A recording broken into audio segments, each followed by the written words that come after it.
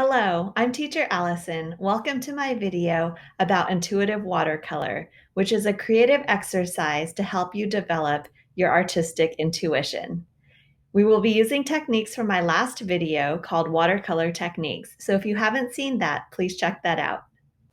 For the intuitive art project, you'll need watercolor paints, a paintbrush, a crayon or something that resists water,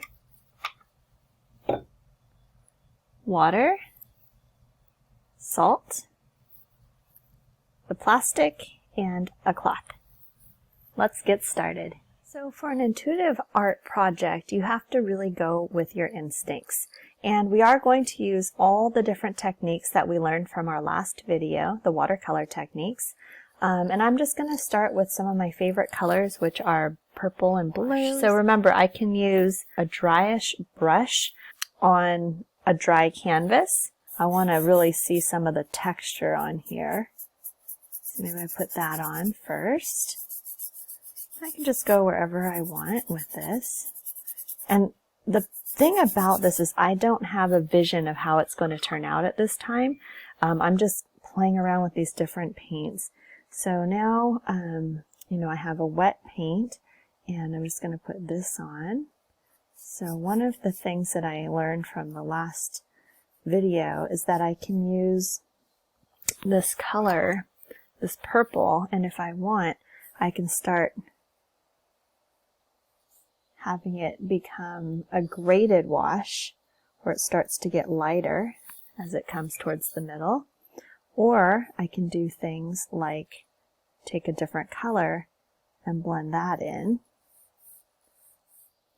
And as a reminder, that was a variegated wash. And as we know, watercolor, as it dries, does tend to get lighter. So if you like the color now, you might want to make it a little bit darker. And maybe I put a whole bunch of water over here. So it's just clear water, but if I tilt this in the light, you can see it shining there. And I can choose some other colors that I like. Let's say I want to use a little red and have that come on here. So this is wet on wet, so it was wet paint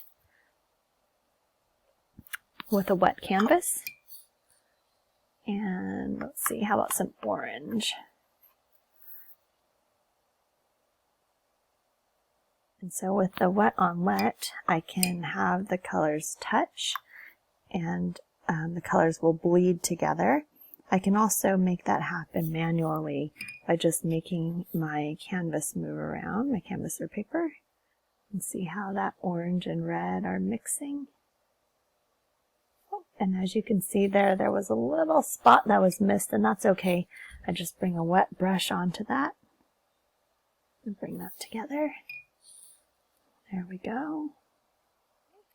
And some of the other things I want to try. We also talked about lift, and so maybe I want to do that with some plastic. So maybe I can do, I'll just do a nice like circle over here. And a good friend of mine actually showed me that this was a way that she made some roses. So I'll put a little bit of red on here. So I'll show you in a moment. She made like roses and leaves by doing this. Maybe I'll add a little bit of the purple with this. Just let that kind of bleed together here. And again, this is just intuition. I don't know how it's going to turn out, and it'll be kind of just fun to see. So now I'm going to take my plastic and I just kind of crinkle it up and I'm going to place it on here. And this was one that takes a little while, so I'm actually going to just leave that on there while I work on another area. Let's go ahead and add maybe some resistance. So I'm going to use my white crayon, and I could do, maybe decide it's going to end up being kind of like a flower. But I can draw this on here, and maybe I have some leaves. maybe I just create like a design that I like over here. We'll see how that turns out. And then maybe I create a nice little green wash over that. Let's see what happens.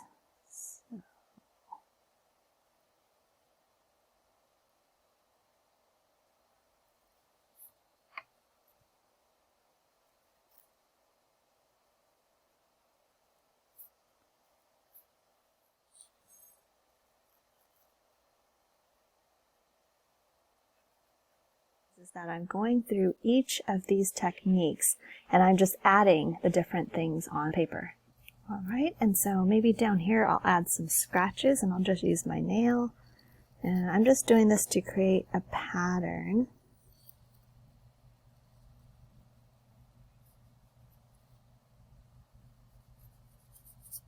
And I can always overlap, so we learned about layering. Where I let this dry a little bit, and now it's time to go back over it again, this time with some purple, and the purple you'll be able to see this on top of the blue. Oh, I like how that's turning out there. I can also, let's see, once I'm done with this, I can try something called lifting that we worked on last time. So I have a brush that I've cleaned, and I take a little bit of the water off, and I can actually lift some of the paint off, almost like an eraser. So I, again, clean my brush, I dab it off a little bit, and then I can lift some of the paint off if I want to do that. Which color do we want? We could do, I really like the purples and the blues. So I'm going to go ahead and do this. So down here, so I have some more purple. Maybe I add some blue in. We can always mix the colors. And then I'm actually going to lift some of the colors with a paper towel or a Kleenex. Maybe just lift some of the colors off. See how much comes off there.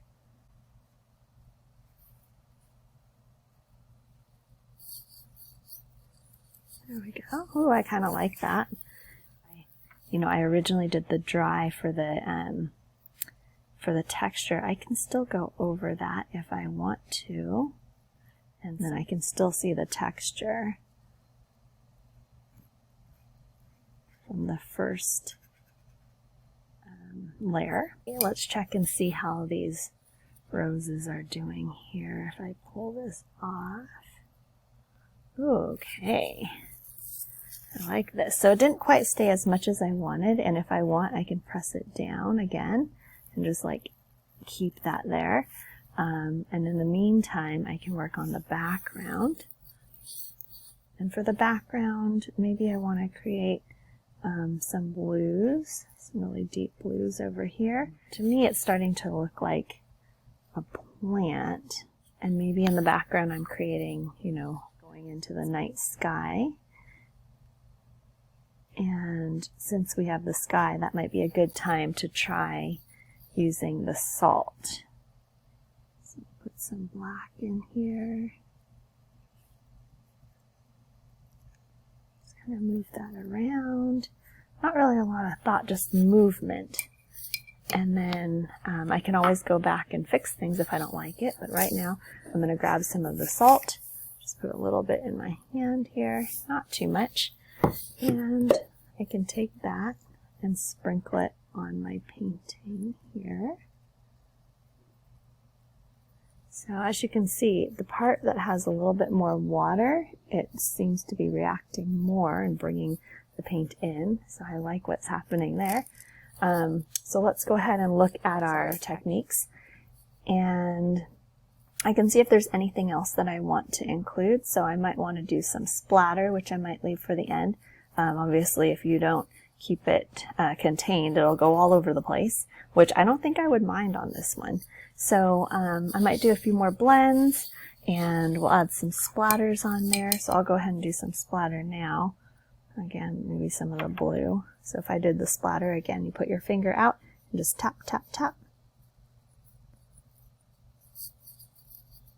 There we go. Some of the splatters on there. And I'm just going to keep working on this. until I have something that I really like and I'm ready to stop. So it's kind of nice to make sure that you use the colors throughout and you create balance with colors. So, you know, I have a lot of green in this area. Maybe I bring some of the green down here as well. So, some greens.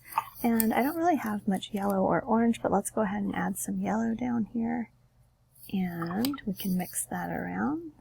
So we'll let them dance together by just moving the paper, lifting it, and moving it. Okay, so I've been playing around with this for about 20 minutes, and I've just been adding things, you know, just however I've been thinking or feeling,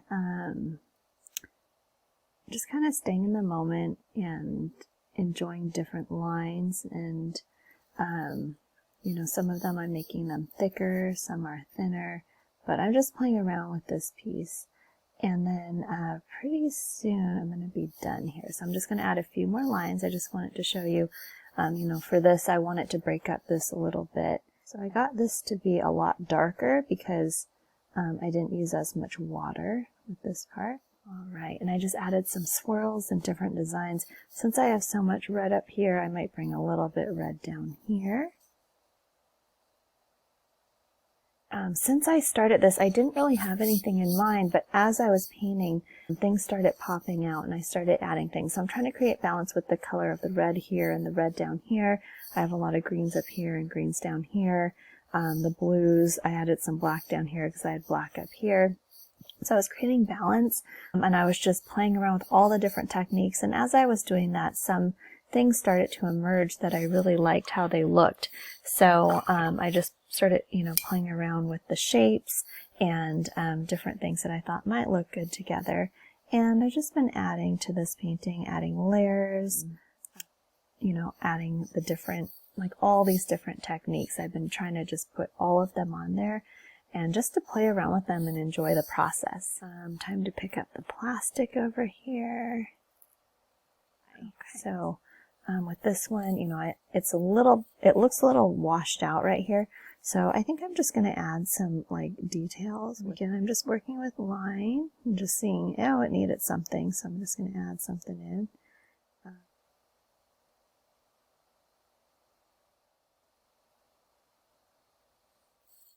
Now that the painting part's done, check to make sure that it's dry, and we can check it for any glare. We can also touch it to see if it's wet. And then I'm just going to use a pen.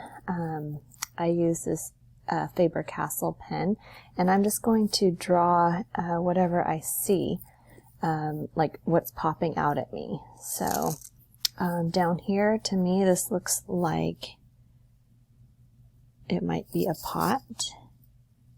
And when I draw this, the lines don't have to match up exactly. Notice that there wasn't really a line here, but I'm just creating one.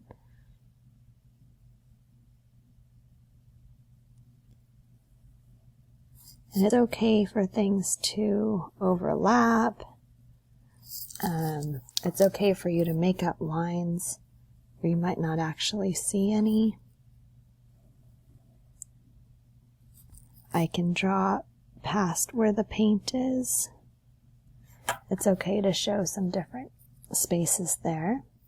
And I'm just going to continue to do this throughout the whole drawing.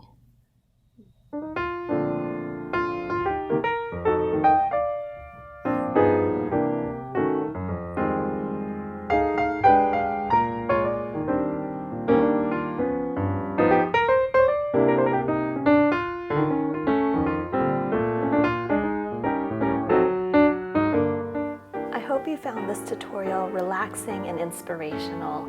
Please like this video so it helps others find it, and enjoy creating every day.